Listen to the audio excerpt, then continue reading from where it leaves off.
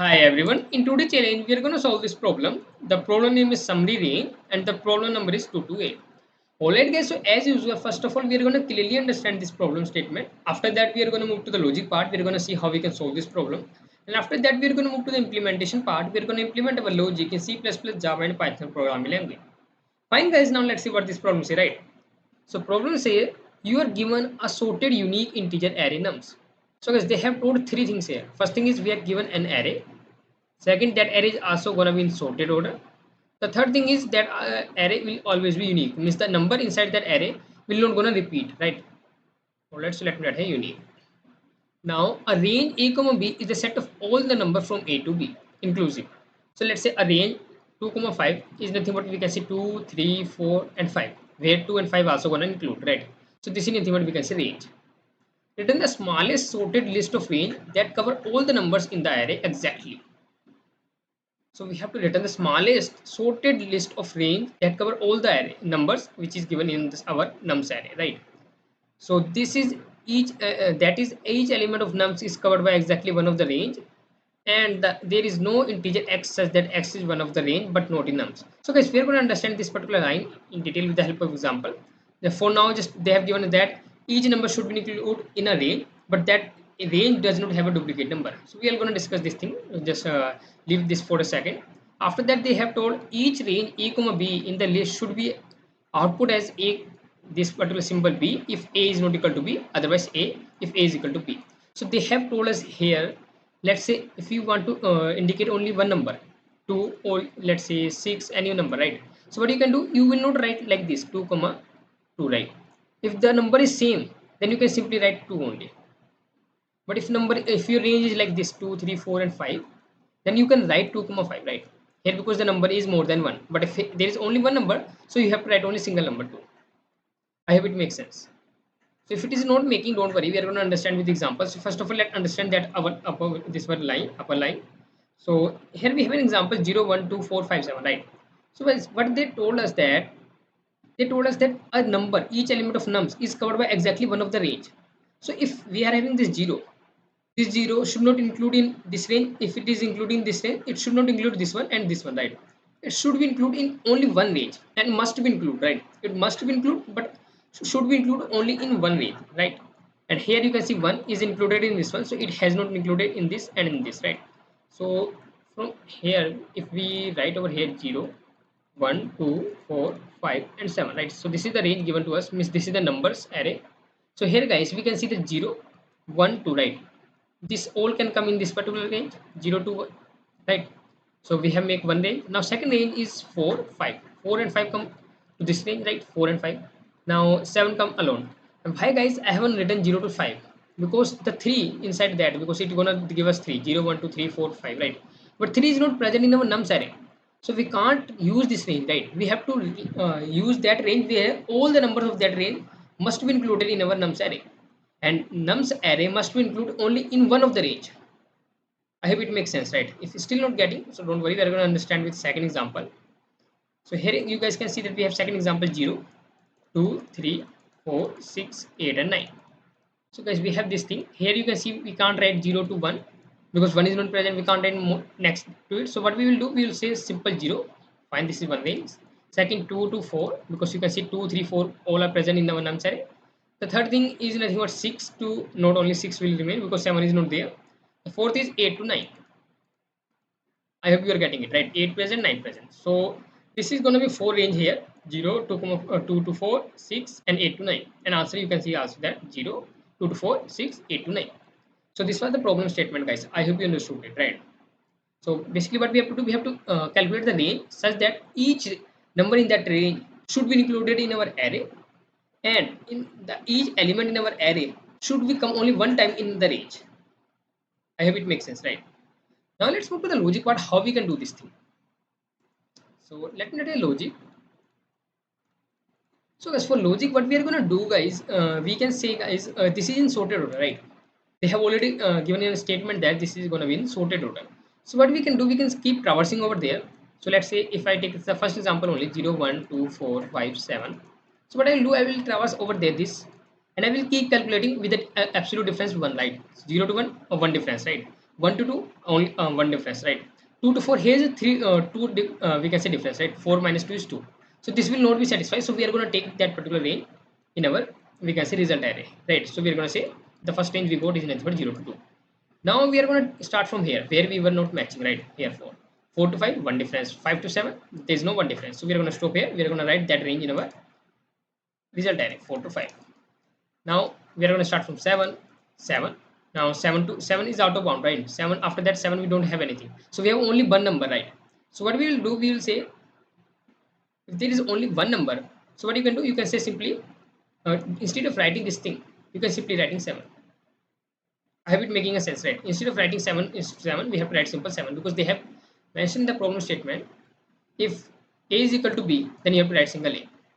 So we are going to write 7 only there, right?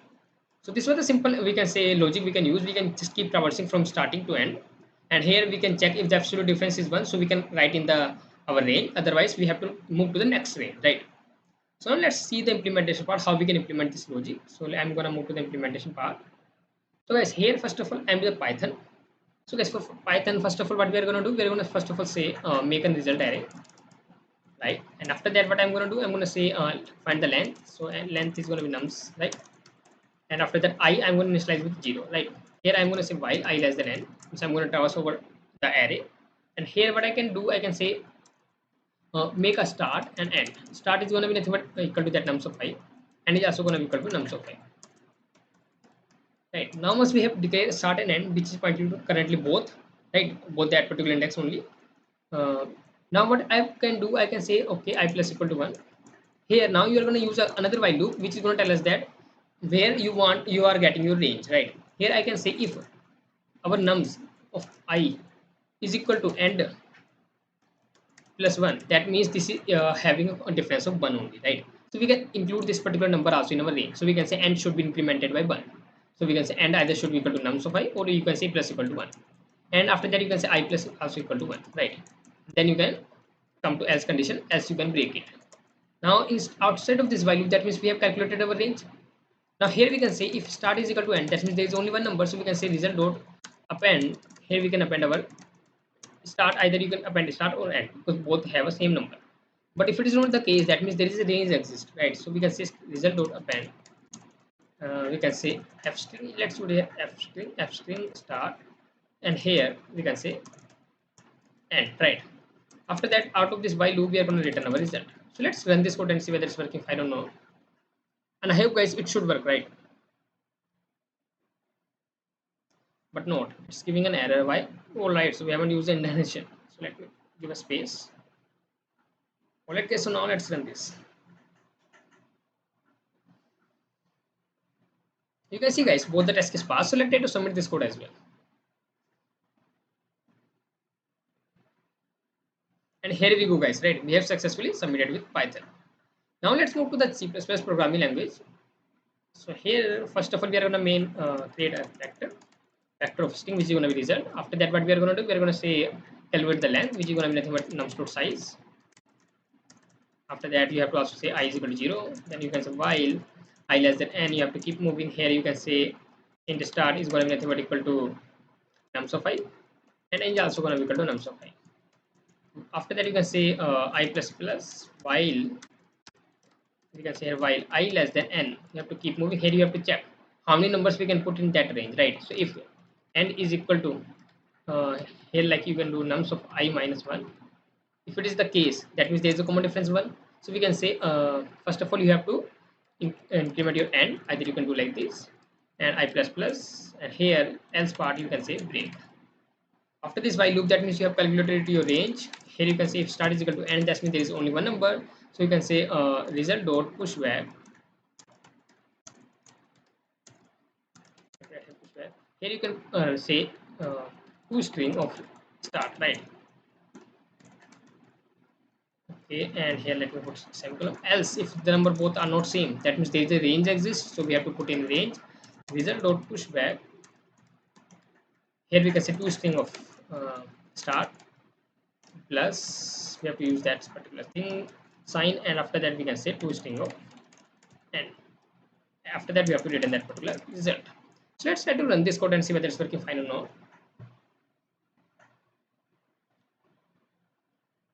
and you guys can see that it also has passed both the test case, right? So let's try to submit this code as well. And here we go, guys, right? So we have successfully solved with the C++. Now let's move to the Java. And in Java, first of all, let's define our list of string. We can say a result is equal to new, let a new array list, right? Once we have defined our list, we are going to say int n is equal to nums of let equal to sign nums dot length and I is equal to 0. After that, we are going to say while I less than n. You have to say int start, which is equal to nums of 5 and which is also equal to nums of 5.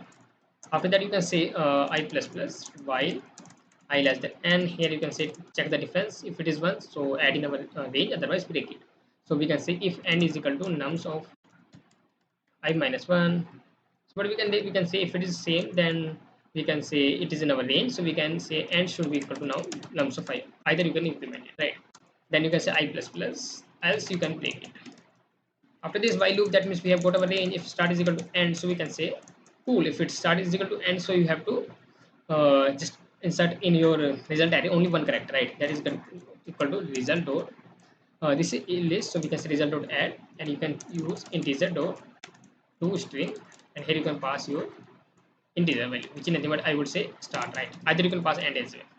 Else part, if it is not equal to same, that means there is a range exists, so we have to insert our range. So for that we can say string range is going to be equal to start. Here we can select end. Here we can say result dot add this range, right? Now after that, this while loop also we can return our result. Now let's try to run this code as well, and I hope it should also pass the both the test case. And you can see, guys, it also passed both the test case. So let's try to submit this code as well. And here we go, guys, right? So we have successfully implemented with C++, Java and Python programming language. I hope you understood all the logic as well, and implementation part as well as problem understanding part. If you have any kind of doubt in problem understanding, logical thinkings, or we can say logic or implementation part, you can write in the comment section. I'm always there to help you. But if you understood at least a single thing in this video, then don't forget to hit the like button and subscribe my channel. Meet you in the next video.